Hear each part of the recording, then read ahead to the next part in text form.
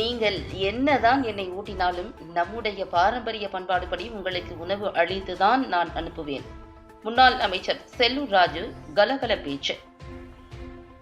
மதுரை தெப்பக்குளம் பகுதியில் உள்ள தனியார் மண்டபத்தில் அதிமுக பூத் கமிட்டி நிர்வாகிகள் ஆலோசனை கூட்டம் முன்னாள் அமைச்சர் செல்லூர் ராஜு தலைமையில் நடைபெற்றது. இதில் 500க்கும் மேற்பட்ட அதிமுக பூத் கமிட்டி நிர்வாகிகள் கலந்து கொண்டனர். தொடர்ந்து முன்னாள் அமைச்சர் செல்லூர் ராஜு பேசுகையில், அம்மா பேரவை செயலாளர் முன்னாள் சட்டமன்ற உறுப்பினர் சரவணன் முதல் கொண்டு இங்கே வருகை தந்துள்ளார். இந்த கட்சியின் வெற்றி பிரகாசமாக உள்ளது. வராதவர்கள் கூட இங்கே வந்திருக்கிறார்கள். இது ஒரு எடுத்துக்காட்டு என்பதை தெரிவித்துக் கொள்கிறேன். எம்ஜிஆர், ஜெயலலிதா இருவரும் தெய்வங்கள். அவர்கள் கொள்கையை நாம் நிறைவேற்ற வேண்டும். திமுக என்னும் தீய சக்தியை ஒழிக்கும் வரை ஓயாமல் பாடுபட வேண்டும். முன்னாள் முதல்வர் ஜெயலலிதா சொன்னதை வலியுறுத்தி இன்று இந்த இயக்கத்திற்கு பெருவாரியாக இளைஞர்கள் வர வேண்டும். குறிப்பாக அடுத்த தலைமுறையினர் வர வேண்டும். தமிழகத்தில் நல்லாட்சி அமைப்பதற்காக பொதுச் செயலாளர் சுற்றுப்பயணம் மேற்கொள்ள இருக்கிறார்.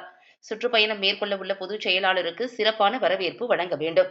அதேபோன்று பூத்துகளில் இருக்கக்கூடிய குறைகளை சரி செய்ய வேண்டும் என்பதற்காகத்தான் இந்த கூட்டம் என்றார். மேலும் 6 தீர்மானங்கள் நிறைவேற்றப்பட்டிருக்கின்றன என்றும், தீர்மானத்தின்படி செயல்பட வேண்டும் என்பதுதான் பொதுச் செயலாளர் எண்ணம் என்றும், மற்ற மாவட்டங்களை ஒப்பிடுகையில் எது மாதிரியும் இல்லாமல் புது மாதிரியாக நாம் வரவேற்பு வழங்க வேண்டும் என்றும் கூறினார்.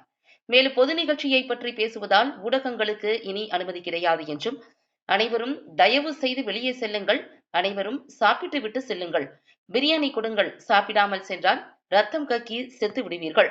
நீங்கள் என்னதான் என்னை ஓட்டினாலும் நம்முடைய பாரம்பரிய பண்பாடுபடி உங்களுக்கு உணவு அளித்துதான் நான் அனுப்புவேன் என நகைச்சுவையாக கூறினார்.